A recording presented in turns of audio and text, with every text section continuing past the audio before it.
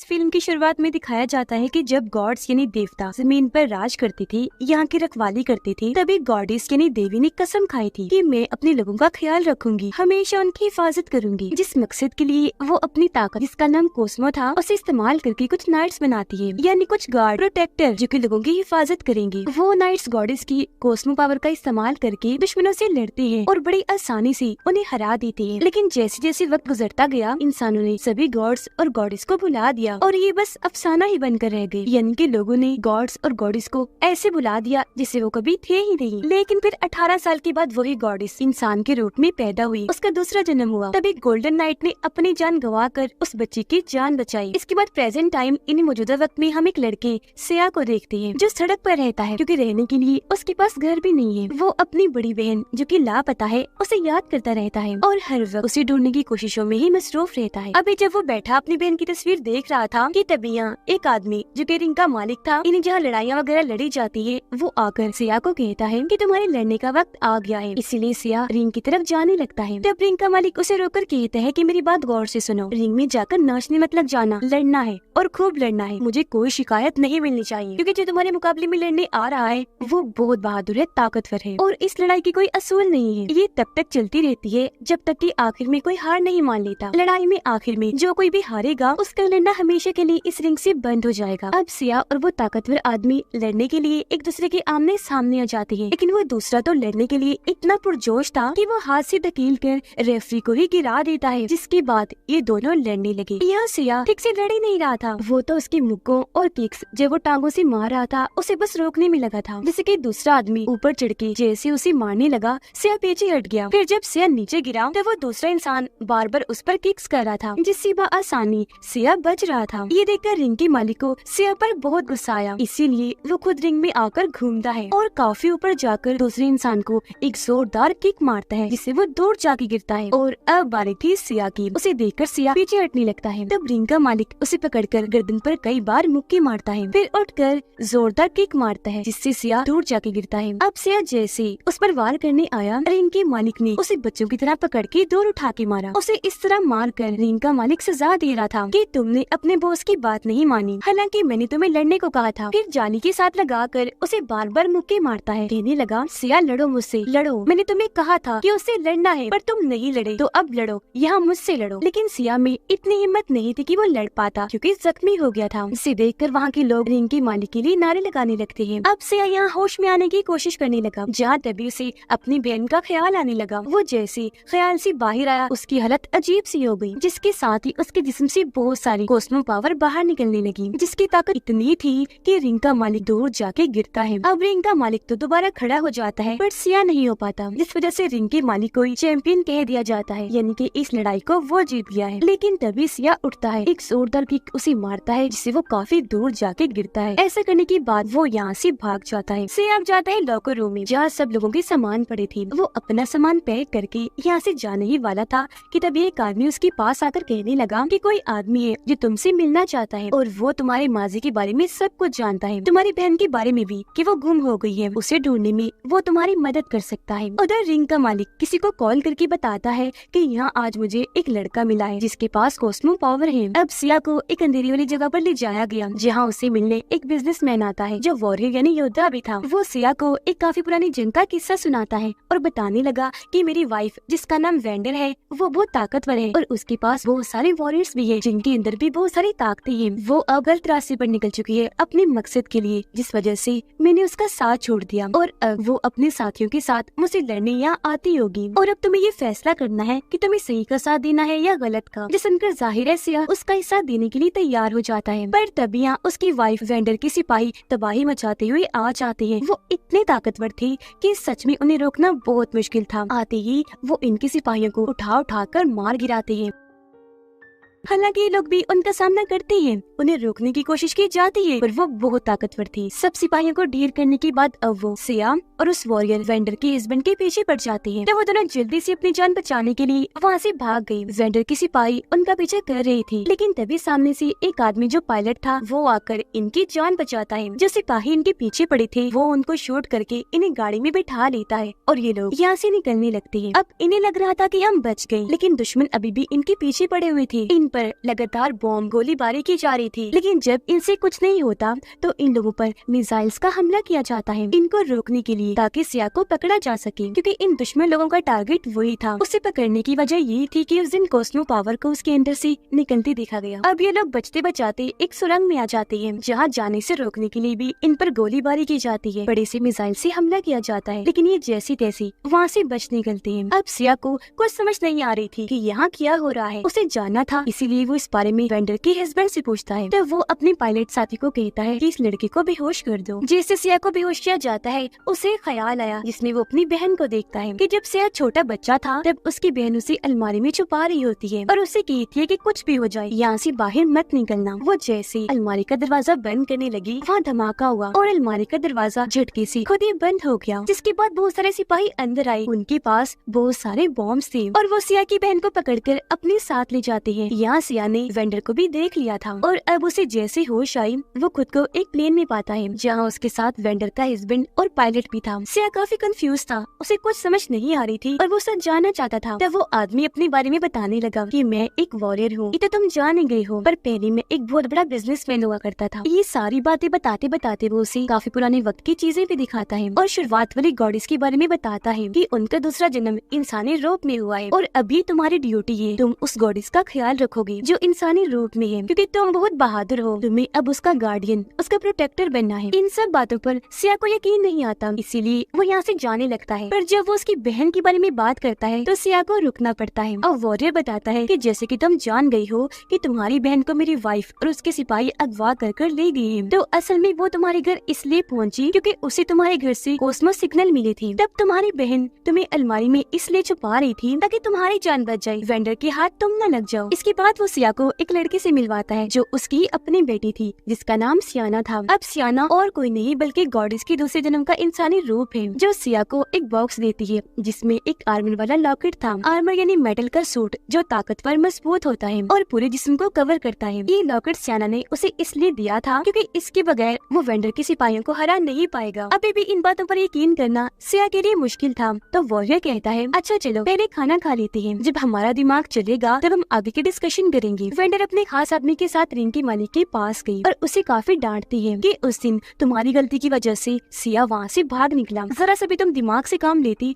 तो आज वो हमारे पास होता। अब सिया सियाना और उसके डैड यानी वॉरियर टेबल पर बैठकर खाना खा रहे थे। यहाँ सियाना सिया से काफी मुतासिर होती है कि ये कैसे पूरा चम्मच खाने का भर भर के खाता है, बहुत अच्छे से खाता है, जरा सा भी खाना जाया नहीं करता। जिस पर सिया कहता है कि हाँ ऐसा ही है, हम सड़क पर रहने वाले लोगों को जब भी खाना मिलता है तो हम ऐसे ही पेट भर के खाते हैं, क्योंकि हमें नहीं पता होता कि अगली बार खाना कब मिलेगा। तभी यहाँ पायलट आ गया जो वॉरियर को किसी काम से बाहर ले जाता है और सिया और सियाना बात करने लगती है। सिया उसे पूछता है हाँ बताओ तुम कैसा महसूस कर रही हो, क्योंकि तुम तो एक गॉडेस हो ना। इस पर वो कहती है कि नहीं फिलहाल मैं नहीं हूँ, लेकिन वक्त आने पर मैं गॉडेस बन जाऊंगी। मगर ये बात मुझे बहुत परेशान करती है। वो ये बातें बता ही रही थी कि तभी उसकी हालत खराब होने लगी, क्योंकि उसकी पावर कंट्रोल से बाहर हो रही थी। उसके अंदर से भी पर्पल रंग की कॉस्मो पावर निकलने लगती है और आसपास का सब कुछ काला पड़ जाता है। वहाँ अंधेरा छा गया, जिसमें इस तरह के बदलाव होने से सियाना को बहुत तकलीफ हो रही थी। इतनी ही देर में सियाना के डैड पायलट और कुछ सिपाही अंदर आए। सिपाही उसकी ताकत को बर्दाश्त नहीं कर पाए, दूर दूर जाके गिरते हैं।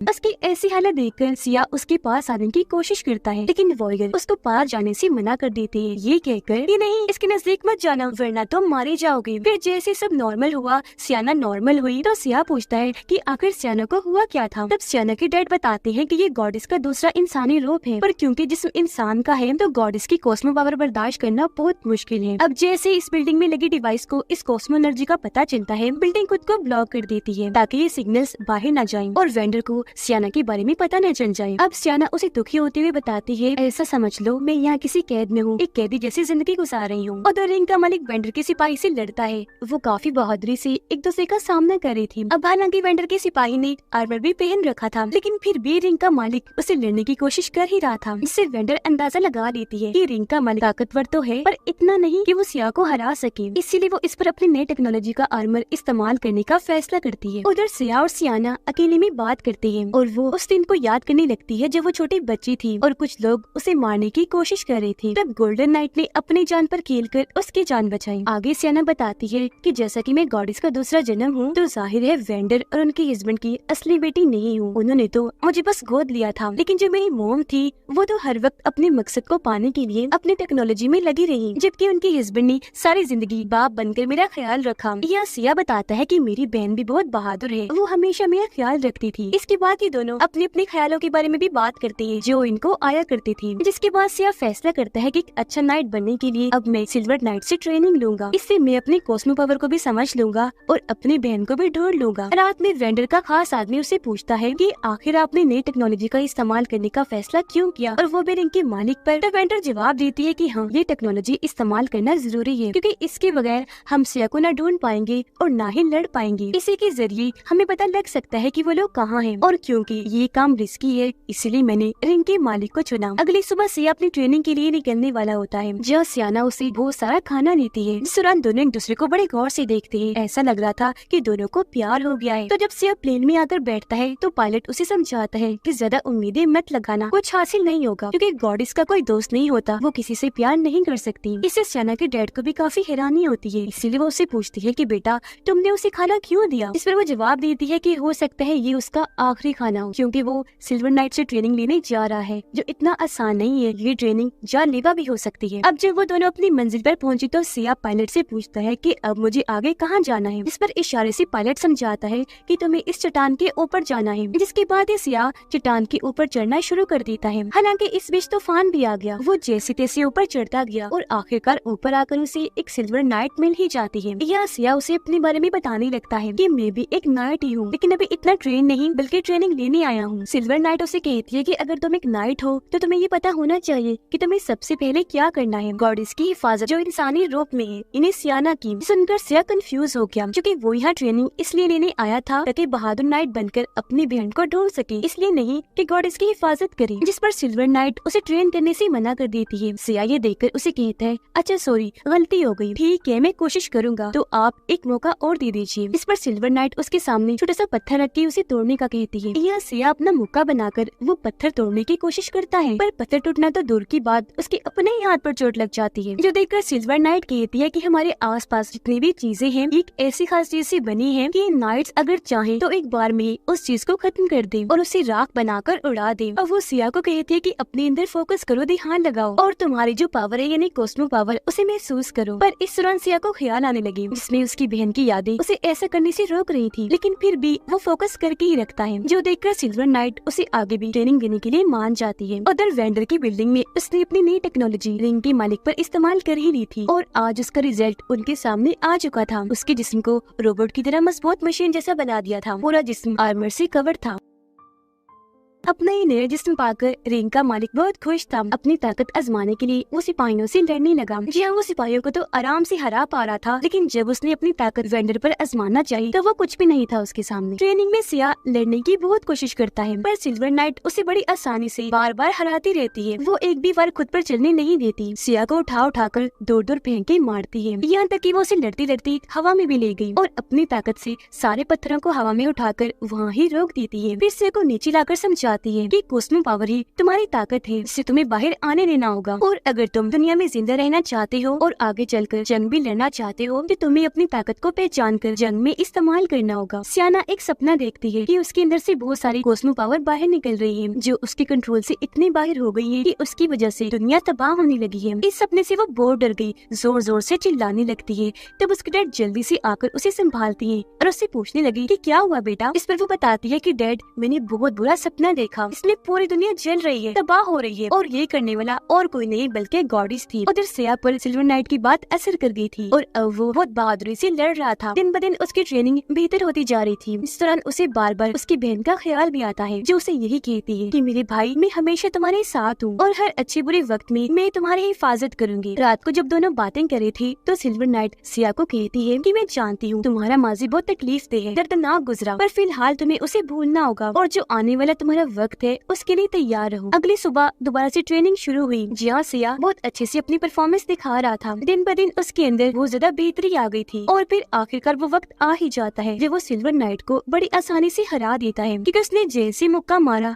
वो दूर जाके गिरती है, जिससे सिया को बहुत खुशी मिलती है। जिसके बाद वो पत्थर को भी एक ही झटके में बआसानी तोड़ देता है। अब हर रोज वो इतनी मेहनत करता है कि आखिरकार अपनी कॉस्मो पावर पर कंट्रोल हासिल कर ही लेता है। ऐसा होते ही वो अपने से भी बड़ा पत्थर सामने रख के जोरदार उस पर मुक्का मारता है, जिससे वो पत्थर भी झट से टूटकर खाक बन के उड़ जाता है। इसी के साथ उसका लॉकेट हवा में उड़कर बड़ा होना शुरू हो गया। वो फैलते फैलते बहुत बड़े साइज का बन जाता है और अब वो एक छोटी सी लॉकेट से बहुत बड़ा आर्मर बन गया था और सिया के जिस्म पर धीरे धीरे आने लगता है। इस दौरान कॉस्मो पावर भी उसके जिस्म से निकलने लगती है और अब यहाँ आखिरकार वो बहादुर सही मानों में नाइट बन ही जाता है। तभी अचानक उसके सर में जोरदार दर्द हुआ, जिसके साथ ही उसे ख्याल आने लगा। इसमें वो देखता है कि जब वेंडर ने मेरी बहन को अगवा किया उस वक्त वहाँ वेंडर के हस्बैंड यानी सियाना के डैड भी थे, जिससे वो समझ गया कि मेरी बहन की अगवा होने में वेंडर के हस्बैंड का भी हाथ है। इस वजह से उसे बहुत गुस्सा आने लगा, इसीलिए वो उनके घर जाने लगा ताकि जवाब पा सके कि आखिर उन्होंने ऐसा क्यों किया। वो जैसे अंदर गया, पायलट और पूरी आर्मी उसे रोकने की कोशिश में लग जाती है, पर तभी यहाँ सियाना आई जो उसका हाथ पकड़ के बाहर लाती है और बाइक पर बिठाकर कहीं दूर ले जाती है और वहाँ जाकर उसे बताती है कि आखिर हुआ क्या था। वो कहती है कि डैड ने जो भी किया वो तुम्हारी बहन की भलाई के लिए ही किया, क्योंकि उस वक्त तुम्हारी बहन बच्ची थी और वो अपनी कॉस्मो पावर को कंट्रोल नहीं कर पाती थी। फिर वो बताती है कि जब मैं बच्ची थी तो मेरे अंदर पावर्स एकदम फट के बाहर निकली, जिससे मेरी मोम वेंडर का एक हाथ तबाह हो गया। तब मेरे डैड ने गोल्डन आर्मर की टेक्नोलॉजी को इस्तेमाल करके उनके हाथ को ठीक किया, पर उसका एक बुरा असर हुआ। मेरी मोम को तब से ही जिंदा रहने के लिए कॉस्मो पावर की जरूरत पड़ती है, इसीलिए वो ऐसे बच्चों को तलाश करती है जिनके अंदर कॉस्मो ताकत पाई जाती है। मोम ने तुम्हारी बहन को अगवा कर तो लिया, लेकिन बाद में उन्हें पता चला कि असल में कॉस्मो पावर उसमें नहीं बल्कि तुम में ही है, तो तब से वो तुम्हारा पीछा भी कर रही है।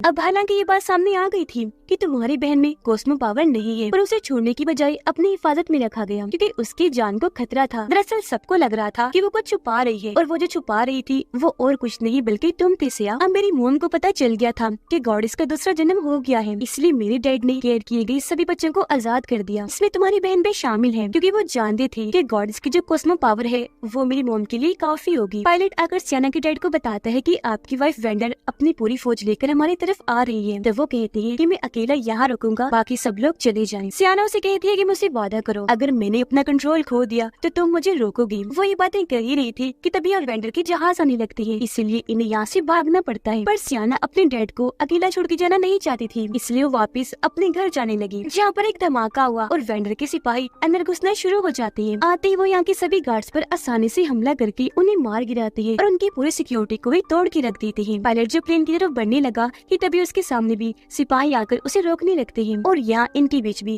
खतरनाक लड़ाई होने लगती है। वेंडर यहाँ आकर अपने हस्बैंड से मिलती है और जब भी दोनों अपने माजी के बारे में बात कर रहे थे कि तभी यहाँ सिया और सियाना आ जाते हैं। अब रिंग का मालिक जो रोबोटिक था वो आकर वेंडर के हस्बैंड से लड़ने लगता है। हालांकि वो भी उसका सामना करती है, लेकिन क्योंकि वो बहुत ताकतवर था इसलिए बड़ी आसानी से उन्हें हरा देता है। वो भाग कर आया हमला करने के लिए, पकड़कर बार बार दीवार पर देखकर मारता है, इससे वो वहीं गिरकर बेहोश हो जाती है। बाहर भी सिया और वेंडर के सिपाहियों के बीच लड़ाई छिड़ जाती है, जहाँ वो इन पर भारी वार कर रहा था। हवा में उठकर वो उनको जोरदार किक्स करता है, इससे वो वहीं ढेर हो जाती है। इतनी देर में रिंग का मालिक वहाँ आ जाता है सिया से लड़ने के लिए। इसे देखकर वो भी अपना आर्मर एक्टिवेट करने की कोशिश करता है ताकि आर्मर उसके जिस्म पर भी चढ़ जाए, लेकिन किसी वजह से फिलहाल वो एक्टिवेट नहीं हो पाता। पर फौरन आकर रिंग का मालिक उसे लड़ने लगता है। हालांकि सिया बगैर आर्मर की उसे लड़ने की कोशिश करता है, पर ज्यादा देर तक उसके सामने टिक नहीं पाता। पायलट भी सभी सिपाहियों को हराकर अपने प्लेन में आकर बैठ जाता है और फौरन यहाँ से निकल जाता है। वेंडर के हस्बैंड अपनी वाइफ को रोकने के लिए वहाँ बहुत सारे धमाके करती है, लेकिन कोई फायदा नहीं होता। यहाँ वहाँ हर तरफ तबाही तो मची, पर वेंडर को कुछ नहीं हुआ। जाहिर सी बात है वो बहुत ताकतवर थी। सिया भी दूर जाके गिरता है क्योंकि वो रिंग के मालिक से हार चुका था। अब जहाँ वेंडर के हस्बैंड ने धमाका किया था वहाँ बॉम्ब की वजह से उनकी मौत हो जाती है, जबकि सियाना को पकड़कर वो लोग अपने साथ ले जाते हैं। वेंडर जो कि उसकी मॉम थी उसे अपनी बिल्डिंग में ले आती है, पर जब सियाना को ये पता चलता है कि मेरे डैड मारे गए तो वो बहुत दुखी होकर रोने लगती है। वेंडर उसे वहाँ एक जगह पर लिटा देती है ताकि सियाना को खत्म किया जा सके। अब वेंडर इस बात से दुखी थी कि मैं अपनी ही बेटी को मारने जा रही हूँ, पर ऐसा करना जरूरी था इंसानियत को बचाने के लिए। इसीलिए वो अपने खास आदमी को कहती है कि फौरन प्रोसेस शुरू करो। अब जब सिया को होश आई तो वो आसपास देखने लगता है, पर यहाँ सियाना को ना पाकर वो काफी उदास हो गया। उसे बुरा लग रहा था कि उसकी हिफाजत मेरी जिम्मेदारी थी जो मैं पूरी नहीं कर सका। तभी उसे सिल्वर नाइट का ख्याल आया जो उसे समझाती है कि तुम्हें असल में किस किस का ख्याल रखना है। तब फोकस करने पर उसे अपना बचपन दिखा और वो फैसला करता है कि अब मैं अपनी और सियाना की हिफाजत करूंगा, जिसके बाद अपनी बहन की भी जब वो मिल जाएगी। अब वो ख्याल से वापस आकर पायलट के साथ सियाना को बचाने के लिए निकल जाता है। फिर जैसे ये उनकी बिल्डिंग के पास पहुँचे उन्हें इनकी आने का पता चल जाता है और वो इन पर गोलियां बरसाने लगती है, जिससे इनका प्लेन कंट्रोल से बाहर हो गया। तो जाहिर है अब इन्हें कूदना पड़ना था, पर कूदने से पहले सिया अपना आर्मर एक्टिवेट करने में कामयाब हो जाता है, जिससे वो बआसानी जमीन पर उतर जाता है और उसके जिस्म पर कवर यानी आर्मर आ चुका था।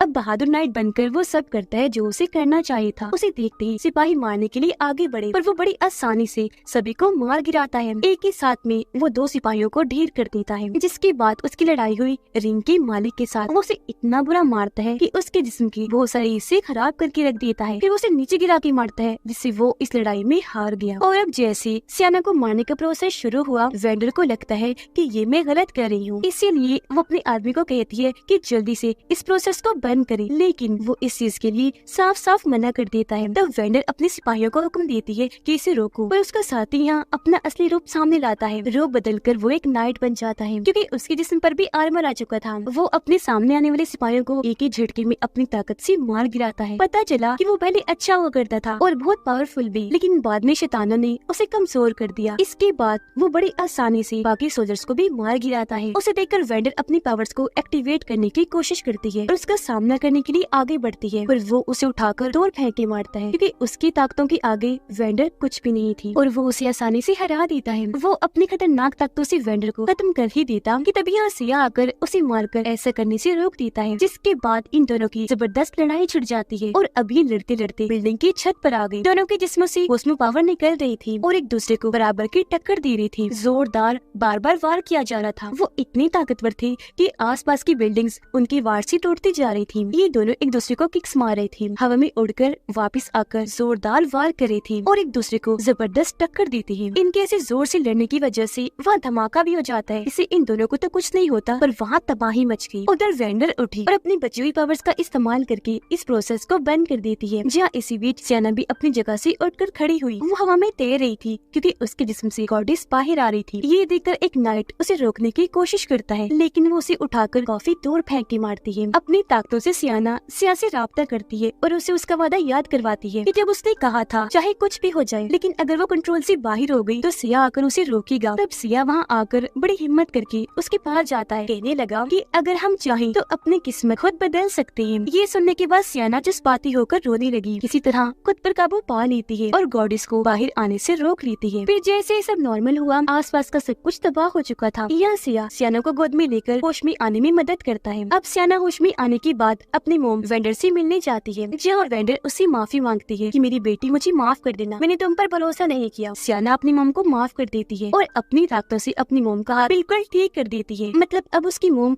हमेशा ठीक रहेंगी, यानी जिंदा रहने के लिए अब उन्हें कॉस्मो पावर वाले बच्चों की जरूरत नहीं पड़ेगी। यहाँ ये बात सामने आई कि अब सियाना अपनी पावर को कंट्रोल कर सकती है, जिससे दोनों माँ बेटी बहुत खुश हो जाती है। अब वो दोनों जब अकेले बैठे थे तो सिया को समझ आ गई थी कि गॉडेस को जगाने से बहुत सारे पुराने गॉड्स का ध्यान भी हमारी तरफ आ जाएगा, और क्योंकि वो खतरनाक हैं तो उनसे लड़ने के लिए हमें और भी नाइट्स ढूंढने होंगे और उन्हें ट्रेन करके पावरफुल बनाना होगा। पर सबसे पहले अब जो आखिरी काम रह गया था वो करना था, यानी सिया की बहन को ढूंढना, जिसके बाद वो अपना ये मिशन भी पूरा कर लेंगी और जंग के लिए बिल्कुल तैयार हो जाएंगी। और इसी के साथ ये फिल्म इधर ही खत्म हो जाती है।